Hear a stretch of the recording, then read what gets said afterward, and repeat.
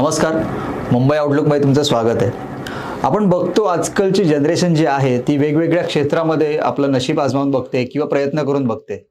उदाहरण द्यायचं झालं तर YouTube व्लॉगर बनतात, कोणी एडिटर बनतात, कोणी ॲनिमेटर बनतंय. डॉक्टर, इंजिनिअर तर आता थोडा मागे पडला असं म्हणू शकतो आपण. पण अ, कलात्मक क्षेत्रांमध्ये अभिनेते बनायचं झालं, दिग्दर्शन असेल, सगळ्या क्षेत्रामध्ये तरुणाई प्रामुख्याने पुढे येते.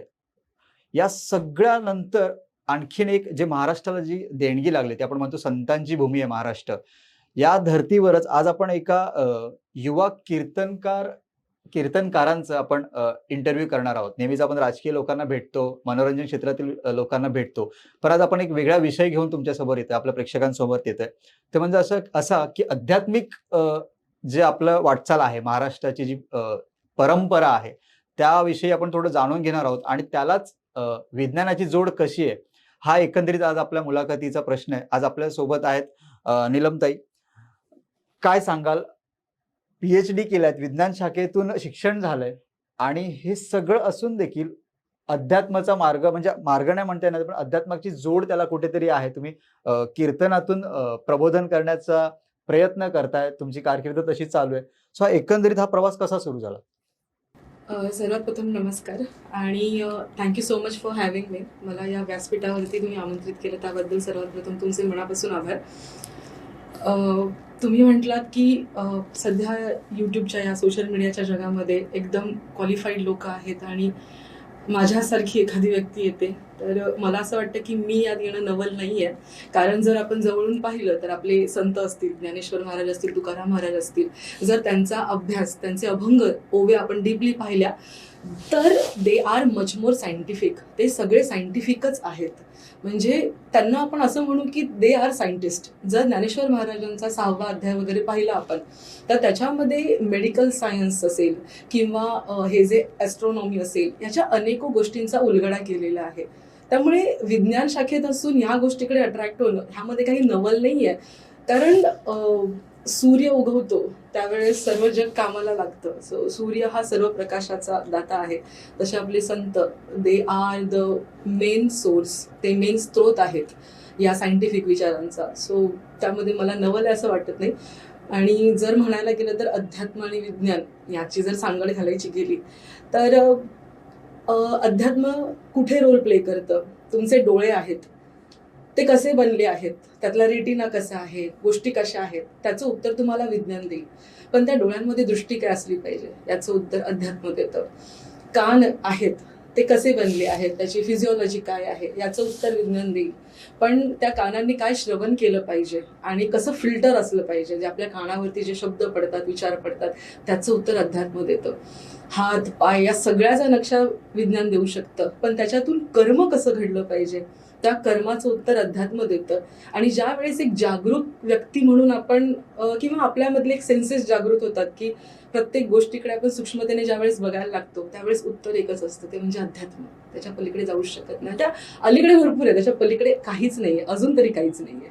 पण जर थोडक्यात सांगायचं झालं की श्रद्धा आणि अंधश्रद्धा, याला जर मला थोडक्यात सांगायचं झालं तर तुम्ही कसं डिफाईन कराल त्याला? लहान मुलं असतात, त्यांचं जर आपण कार्टून पाहिलं तर त्यांच्या कार्टूनमध्ये ना झाड म्हटलं की असा एक आकार असतो आणि वरतून एक असं काहीतरी असतं, खाली ब्राऊन कलर, वरती हिरवा कलर, ग्रीन कलर, एवढंच त्याच्यामध्ये असतं. पण हे जेव्हा मोठा व्यक्ती ते ड्रॉ करतो तेव्हा ते कसं पान काढेल, मग त्यावरती तो शिरा काढेल. लहान मुलाचं जग काय असतं? सुपरफिशियल असतं. व्यक्ती वाढला, एक्सपिरियन्स वाढले, वय वाढलं की त्याच्यामध्ये अनेक शेड त्याला दिसायला लागतात. बरोबर आहे? त्याप्रमाणे ज्या वेळेस एखादा व्यक्ती नवा येतो इथे अध्यात्माच्या क्षेत्रामध्ये, किंवा नवा येतो म्हणजे त्याच्या वयानुसार नाही, त्याच्या इथल्या अनुभवानुसार नाही, पण जेव्हा तो इथल्या गोष्टींबद्दल विचार करण्यामध्ये नवा आहे तेव्हा त्याला ना सगळ्या गोष्टी सुपरफिशियली दिसतात. त्यातले कांगोरे उघडण्यासाठी ना त्याला त्याची दृष्टी डेव्हलप करावी लागते, जी आपल्या वेदांमध्ये ऋतंबरा बुद्धी म्हणून ज्याचं वर्णन केलेलं आहे. सो बुद्धीचे लेअर ओपन करणं, सूक्ष्मतेकडे जाणं, त्यावेळेस आपण अंधश्रद्धेकडून श्रद्धेकडे जातो. तसं बघायला गेलं तर ज्ञानेश्वर माऊलींचे जे काही भिंत चालवणं आहे, ठीक आहे, रेड्यामुखी वेद बोलवणं आहे, तुकाराम महाराजांचं वैकुंठ गमन आहे, या सगळ्या गोष्टी चमत्कारामध्ये येतात. पण it is an a process. चमत्कार मानणं असं मला वाटतं की ती अंधश्रद्धा आहे. पण त्याच्यामागची प्रोसेस, मग ते समजून घेण्यासाठी ज्ञानेश्वर महाराजांची ज्ञानेश्वरी वाचावी लागेल. ते वाचणं, ते म्हणजे श्रद्धा आहे. पण तुम्हाला असं वाटतं का की आता समाजामध्ये पूर्ण समाजामध्ये काही भोंदूगिरी समोर येते, सो ह्या सगळ्याचा कुठेतरी परिणाम आपल्या संतांच्या ठेवणवरती, संतांच्या संस्कृतीवरती होतोय का, असं तुम्हाला वाटतं का? व्हेरी डीपली ते सगळे इम्पॅक्ट करत आहेत संतांच्या विचारांवरती. कारण भोंदूगिरी, जसं तुकाराम महाराज म्हणतात, ऐसे कैसे झाले भोंदू, कर्म करुणी म्हणती साधू, दाऊनी वैराग्याची कळा, भोगी विषयांचा सोहळा. There are many names in the market. आत्ता सध्या बाजारामध्ये भरपूर अशी नावं आहेत की ज्यांनी ज्ञानोबा तुकोबांचंच नाव पुढे केलेलं आहे, दुकान मांडलेलं आहे. ते स्वतःला प्रिटेंड करतात की आम्ही आता देवत्वाला पोहोचलो, म्हणजे त्यांच्या सोन्याच्या नगऱ्या ओपन झालेल्या आहेत, सोन्याची नगरं आहेत त्यांची. हे कशामुळे होते माहिती? त्यांचा स्वतःचा अहंकार. दे आर नॉट स्पिरिच्युअल, ते आध्यात्मिक नाही आहेत. आणि त्यांच्याकडे जाणारी लोक ती सुद्धा आध्यात्मिक नाही आहेत, कारण त्यांना फक्त सांगायचंय की आम्ही ना या बाबांकडे जातो, एवढंच त्यांना सांगायचंय. आणि मुळात काय होतं माहितीये, जसं मी ज्ञानेश्वरीवरती बोलताना सुद्धा सांगते की भौतिकातलं नका मागू, अध्यात्मातलं मागा. आपण कोणाकडे काय जाऊन मागायचं ना हेच कळत नाही. उदाहरण देते, जर तुमच्या घरी लता मंगेशकर आल्या, ठीक आहे, लता मंगेशकर आल्या, तुम्ही त्यांना काय सांगितलं पाहिजे? तुम्ही त्यांना सांगितलं पाहिजे एखादं गाणं एक प्रेझेंट करा. आपण त्यांना सांगतो चहा बनवता का आमच्यासाठी, असं आपण त्यांना सांगतो. तसं आपण संतांकडून काय मागितलं पाहिजे? आपण संतांकडून माइंड डेव्हलपमेंट मागितली पाहिजे, दृष्टी सूक्ष्मतेकडे कशी जाईल, दृष्टी आत कशी वळेल हे मागितलं पाहिजे. आपण हे न मागता काय मागतो? माझं चांगलं होऊ दे, माझं इथे घर होऊ दे, माझे 2-4 फ्लॅट होऊ दे, माझ्या मुलाचे लग्न होऊ दे, मग माझी सुनबाई सुंदर असू दे. या सगळ्या गोष्टी आपण मागतो. मग ह्या मागताना आपल्याला कळतं की संत ह्या गोष्टी देत नाहीयेत, पण संतांचं दुकान मांडलेला तो दुकानदार ह्या गोष्टी देतो असं तो म्हणतोय, तोही देत नाही. बट ही इज प्रिटेंडिंग, तो म्हणतोय की मी देतोय हे. मग आपण तिकडे निघून जातो, मग ह्यांची दुकानं बळावतात. मग ह्यांची दुकानं बळावली की मग त्यांचे सोशल मीडियाच्या जगात तुम्ही म्हणलं त्यांचे व्ह्यू वाढत जातात. लोकांना काय वाटतं ह्याचा व्ह्यू जास्त आहे, मग मी इथे बघणार. हे अशा पद्धतीने काम करतं. अयोध्या राम मंदिराकडे तुम्ही कुठल्या नजरेने बघता? अयोध्या राम मंदिराकडे म्हणजे आताच्या जनरेशनच्या इंटेन्शननी बघता की जो पूर्वाधित त्याचा जो काय आहे सत्य आहे, कुठल्या अँगलनी बघता? मी याच्याकडे 3 अँगलने बघते. जसं तुम्ही एक अँगल सांगितला की आत्ताची जनरेशन आहे, त्यांच्यासाठी हा मुद्दा एवढा महत्वाचा नाहीये, बिकॉज त्यांची आयुष्य चाललेली आहेत. ठीक आहे, नोकरी चाललेली आहे, लग्न होत आहेत, मुलं होत आहेत. आम्हाला काय, आम्ही जॉबवरून येतो, संध्याकाळी गार्डनमध्ये फिरायला जातो, इथे आमचं आयुष्य संपतं, आम्ही खुश आहोत. जुनी लोक आहेत की ज्यांनी तो मुद्दा उचलला आणि ते प्रेझेंट केलं. तो मुद्दा उचलण्यामागे तो तिसरा मुद्दा मला मेन फोकस करायचा आहे, तो म्हणजे हिंदुत्वाचा मुद्दा आहे. की हिंदुत्वाला रिप्रेझेंट करणारे प्रभू श्रीराम आहेत. कारण आपला मंत्र, 2 मंत्र आपल्या महाराष्ट्रामध्ये आहेत जे खूप म्हणतात ना बीज मंत्र आहेत की जे नॉर्मली सगळेजण वापरतात. श्रीराम जय राम जय जय राम, आणि दुसरा आहे वारकरी संप्रदायाचा रामकृष्ण हरी, जो सगळीकडे बोलला जातो. राम हा आत्मा आहे हिंदुत्वाचा, राम हा आत्मा आहे. जी आयडियल फिगर आपण हिंदुत्वाची ठेवले त्याचा प्रतिमा म्हणजे राम आहे. आणि त्याचं मंदिर जे आधीच्या जागी होतं, जे मुघलशाहीमध्ये जे अनेक पातशाह्या, निजामशाही, कुतुबशाही या पातशाह्यांमध्ये जे पडलं गेलं, तर त्याच्यामध्ये अँगल असा येतो की आपली स्वतःची भूमी आहे, ही हिंदुत्वाची भूमी आहे, हिंदू भूमी आहे.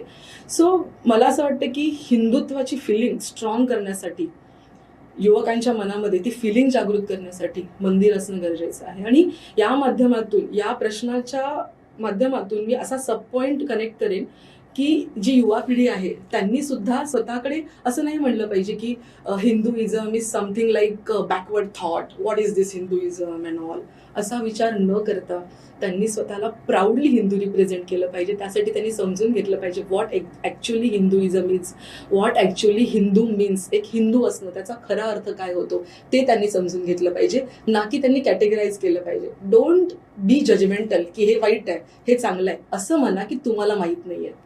सो माहीत नाही तर ते माहीत करून घ्या, त्याला शिक्का लावून बाजूला सरकवू नका.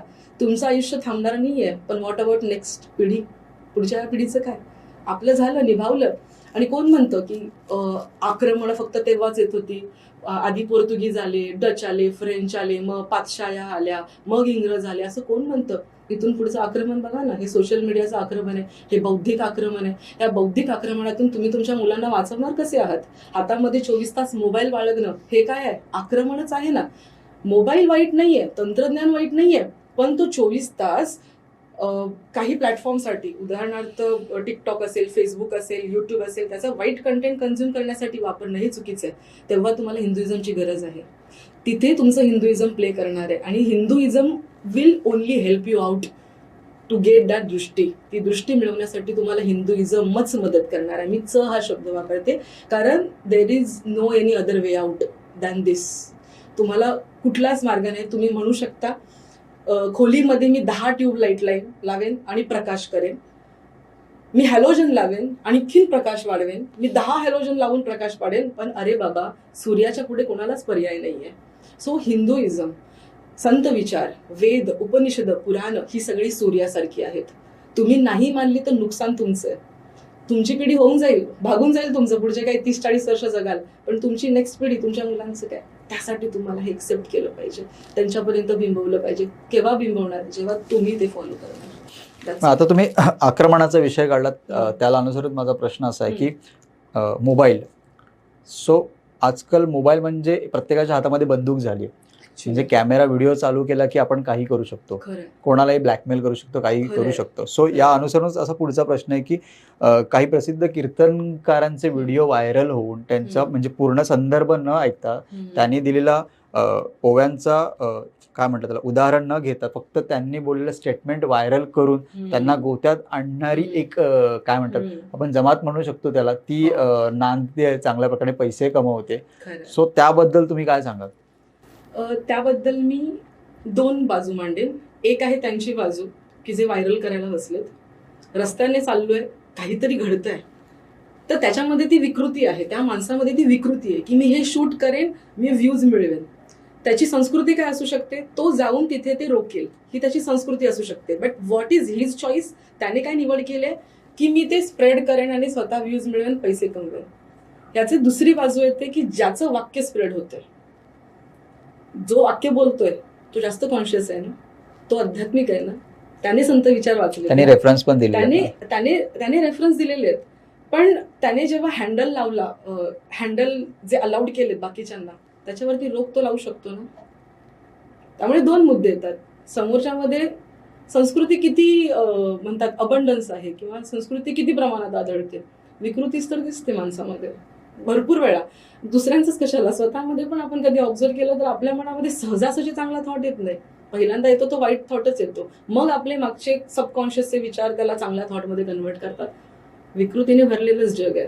जर मी एक कीर्तनकार आहे तर ही माझी जबाबदारी आहे, माझा कंटेंट कसा जातोय. त्याच्याही पुढे जाऊन जर कोणी त्याचा वाईट पद्धतीने उपयोग करते, जसं तुम्ही काही तुमचा रोग कोणाकडे आहे किंवा कशाकडे हे मला कळतंय, किती वर्ष झाली काम करतायत, किती वर्ष झाली काम करतायत. So there has to be some observation, तिथे स्क्रीनिंग पाहिजे, ऑब्झर्वेशन पाहिजे. मग मग तुमची बुद्धी कसली ऋतंभर बुद्धी, मग तुमची बुद्धी कसली सूक्ष्म बुद्धी. सो आपण स्वतः सुद्धा कॉन्शियस असलं पाहिजे आणि समाजाने सुद्धा या दृष्टीने बघितलं पाहिजे की हा व्यक्ती हिंदू प्रचारक आहे, हा व्यक्ती आपल्या ज्ञानोबा तुकोबांचे विचार मांडतोय. त्यामुळे या व्यक्तीची बदनामी न करता आपण त्याला चांगल्या पद्धतीनेच प्रेझेंट केलं पाहिजे. फॉर एक्झाम्पल, मी स्वतःचं एक उदाहरण किंवा स्वतःचा अनुभव सांगते तुम्हाला की त्या विषयावरती बोलण्यासाठी मला सुद्धा न्यूज चॅनलने बोलवलं होतं. त्यावेळेस मी मेडिकल सायन्सचा प्रॉपर पुस्तक घेऊन गेले, सांगितलं हे बघा ह्याच्यामध्ये हे लिहिलेलं आहे, कोणासमोर काय बोलावं हे आपल्याला कळलं पाहिजे. विरोध तर माझ्याही मनात आहे, काही गोष्टी मलाही खटकतात, पण काय गोष्टी खटकतात त्या कोणासमोर बोलल्या पाहिजे याचं भान मला हवंय ना.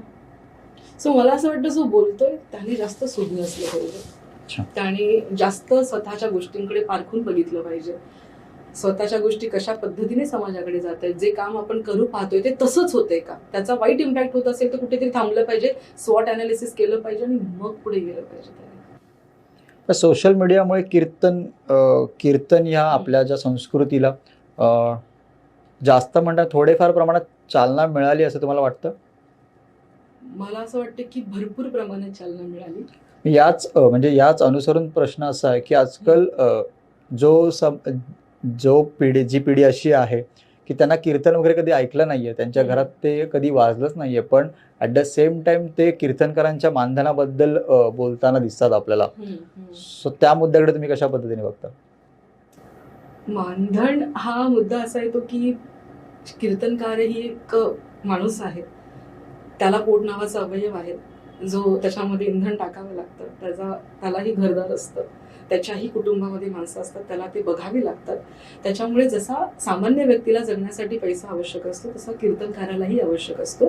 कीर्तनकारांमध्ये सुद्धा 2 कॅटेगरी आहेत. एक आहे जो नोकरदार आहे, व्यवसाय सांभाळतो, नोकरी सांभाळतो आणि कीर्तन करतो. दुसरा आहे ज्याने फक्त कीर्तन हे क्षेत्र निवडलेलं आहे. त्याच्यामुळे ना हा मुद्दा ना डिस्कशनचा असू नये की मानधन घ्यावं की न घ्यावं, वैयक्तिक असेल तो मुद्दा वैयक्तिक असावा. आणि त्याही पुढे जाऊन ना, मी जेव्हा रामराज्याची कल्पना करते तेव्हा ना लोकांनी म्हणावं की हे घ्या, तुम्हाला पैसे घ्या, दक्षिणा घ्या. कीर्तनकाराने म्हणावं नको नको नको, तरी सुद्धा लोकांनी जबरदस्तीने त्याच्या झोळीमध्ये त्याला जेवढे गरजेचं आहे तेवढे टाकावेत. कारण तो गाडी घेऊन येतो, त्या गाडीमध्ये तो पाणी भरत नाही, त्याला पेट्रोल डिझेलच लागतं. म्हणजे या मुद्द्याकडे असं बघा की त्याने स्वतःचं आयुष्य ओतलेलं आहे, अभ्यास करतो. जेव्हा आम्ही एक कीर्तन करतो ते कीर्तन करण्यापूर्वी केवढा अभ्यास लागतो. त्याच्यामध्ये असा मुद्दा लोक काढतात की एकच अभंग तुम्ही घेता, ठीक आहे, असं पण बऱ्याच ठिकाणी ठेवतात. हा, त्या बाबतीत मला कीर्तनकारांना एक गोष्ट बोलावीशी वाटेल.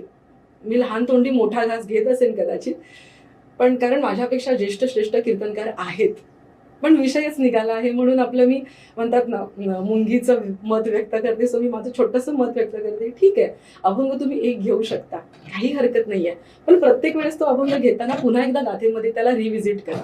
जर तुम्ही अभंग घेताय तर जा गाथेमध्ये तोच अभंग पुन्हा वाचा, बघा मागचा पुढचा अभंग वाजून आणखीन पैलू उलगडतील.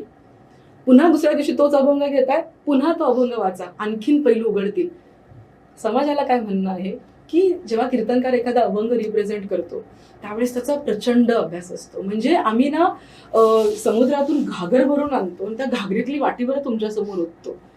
त्याच्यामुळे हा मुद्दा येऊ नये की मानधन अँड ऑल. सो हे मुद्दे काय करतात माहितीये, मग संप्रदायाकडे बघण्याचे लोकांचे दृष्टिकोन, जे काही लोक तुम्ही आता म्हणतायत आत्ताच बघतायत संप्रदायाकडे, मग त्यांची मनं कटू होतात. So let's not discuss about it. याच्याबद्दल डिस्कशन झालंच नाही पाहिजे. त्याच्याबद्दल तुम्ही सुद्धा कीर्तनकाराकडे करुणेच्या नजरेने बघितलं पाहिजे आणि कीर्तनकारांनी सुद्धा त्या क्राऊडकडे करुणेच्या नजरेने पाहिलं पाहिजे की हे शेतकरी वर्ग आहे. एखाद्या ठिकाणी गेला, पॉलिटिशियनचा कार्यक्रम आहे, एखाद्या राजकारण्याचा कार्यक्रम आहे, सधन घरातला कार्यक्रम आहे किंवा सधन गावातला कार्यक्रम आहे, शहरातला कार्यक्रम आहे, yes you can charge more, ठीक आहे, तिकडे तुम्ही चार्ज करू शकता जास्त. पण ऑन अदर साइड दुसऱ्या बाजूला तुम्ही एखाद्या खेडेपाड्यात जाताय, गावामध्ये जाताय, लोक गरीब आहेत, तिथून तुम्ही थोडे कमी घ्या पैसे, बॅलन्स आउट करा. तेवढी बुद्धी तुमच्याकडे आहे, तेवढी सूक्ष्मता तुमच्या बुद्धीत आहे, त्याचा वापर करा. आणि या सगळ्या गोष्टी, या सगळ्या अँगल लक्षात घेऊन कीर्तनकारांनीही वावरलं पाहिजे. ना की माझा हा रेट आहे, मी एवढेच घेणार आणि मी याच्या पलीकडे येणार नाही. Then you are not a spiritual. इथे कराल, इथे लोकांना उत्तर द्याल, कदाचित खूप छान एक्सप्लेनेशन देऊ शकाल की का आम्ही पैसा घेतो याच्यावरती, तुम्ही 100 मुद्दे काढाल, यहाँ पे जवाब दे सकते हो, ऊपर वाले के दरबार में क्या जवाब दोगे आप, याचा विचार करा ना जरा. कसलं अध्यात्म करताय मग तुम्ही? नाही ज्ञानोबा तुकोबा तुमच्यावरती प्रसन्न होणार, कधीच नाही प्रसन्न होणार. आणि तुकोबांची वचनं लावायची, जेथे कीर्तन करावे तेथे अन्नहीन सेवावे. मग असे तुकाराम महाराजांची अनेको वचनं आहेत. लोक जसं ह्या केसमध्ये पण यूज करतात, ठाईचं वैसोनी करा एकचित्त, आवडीने अनंत आळवावा, मग आम्ही बाहेर नाही पडणार, आम्ही वारीला नाही जाणार. लोकांचे काय सोयीनुसार अशी वचनं घेतात संतांची. सो याच्यावरती ना असं डिस्कशन करून रवंथ करण्यापेक्षा कीर्तनकारांनीही तेवढं वाईजली विचार केला पाहिजे. आणि आत्ताची पिढी आहे ना, मला असं वाटतं खूप सुज्ञ आहे. त्यांना थोडासा अँगल मिळाला ना, थोडीशी दिशा मिळाली ना, तर ते वाईजली विचार करू शकतात. त्यामुळे माझीही त्यांना रिक्वेस्ट आहे की think in this way also. या पद्धतीनेही विचार करा. आणि आत्ताचे कीर्तनकारांना literally I am telling you, आत्ताचे बरेचसे कीर्तनकार खूप क्वालिफाईड आहेत, खूप क्वालिफाईड. अनेको लोक डॉक्टरेटच्या डिग्र्या घेतलेल्या आहेत, अनेको लोक वकील आहेत. जर तो माणूस डॉक्टरेटची डिग्री घेऊन दुसऱ्या ठिकाणी लाखभर रुपये पगार घेऊन जर जॉब करू शकतो, तर त्याने एका कीर्तनाचे 10-12 हजार का मागू नये? जर त्याच्या पेट्रोलला 7-8 हजार खर्च होतात, तर त्यांनी 10-12 हजार का मागू नये? बरोबर आहे ना? पुन्हा पुढचं कीर्तन करायचंय, अभंगावर 4 दिवस अभ्यास करायचाय, पुन्हा नवीन अभंग घ्यायचाय. सो या पद्धतीने या गोष्टीवरती विचार झाला पाहिजे. माझा पुढचा आणि शेवटचा प्रश्न असा असेल की वारकरी संप्रदाय जो आहे, जो आपल्या पूर्वपार चालत आलाय, म्हणजे आपल्या वडिलांच्या आधीच्या पिढ्यांपासून चालत आलाय महाराष्ट्रामध्ये. प्रत्येकाच्या मुळाशी कुठेतरी वारकरी संप्रदाय आहे. आहेच. पण आत्ताच्या जनरेशननुसार जो तो शहरीकरण झालंय सगळीकडे, जो तो आपल्या कामामध्ये व्यस्त आहे, म्हणजे असं म्हणू शकतो की देवापुढे सकाळी शुभम करोती म्हणायला पण लोकांकडे वेळ नाहीये. खरं. पण कुठेतरी अंगामध्ये माझे आई हे करायचे, माझे वडील DNA आजोबा मध्ये. माझे हम्म. वारीला जायचे, हो. हा एक संदर्भ आपण जोडतो कुठेही गेल्यानंतर. अगदी, अगदी. सो मला असं विचारायचं आहे की माझ्या या सगळ्या धावपळीच्या जीवनशैलीमध्ये जर मला कुठेतरी माझ्या मुलांमध्ये, माझ्या घरामध्ये अध्यात्म रुजवायचं असेल किंवा सांस्कृतिक आपलं वारकरी संप्रदायाच्या शिकवणी कुठेतरी रुजवायच्या असतील, तर मॉडेल जीवनामध्ये तुम्ही त्याला कसं गाईड कराल की या गोष्टी केल्या तरी आपण ते मेंटेन करू Maintain शकतो? करू शकतो. खूपच छान प्रश्न विचारलाय. बिकॉज मला असं वाटतं की नुसतं ना पोथी, पुराणं, कथा वाचून वाचून रवंथ करण्यामध्ये किंवा गुराळ करण्यामध्ये काही अर्थ नाहीये. Give us a CTA, call to action, what to do. ती गोष्ट आचरणात आणण्यासाठी काय करावं.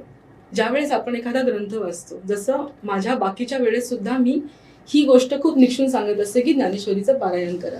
हे बोलल्यामागचं त्याच्या उत्तरामध्ये तुमचं उत्तर लपलेलं आहे की जेव्हा मी म्हणते ज्ञानेश्वरीचं पारायण करा, ज्ञानेश्वरी वाचणं, पारायण म्हणजे काय, नॉर्मल रीडिंग आहे. मी ज्ञानेश्वरी वाचली की ती लगेच नाही मला अवगत होणार आहे.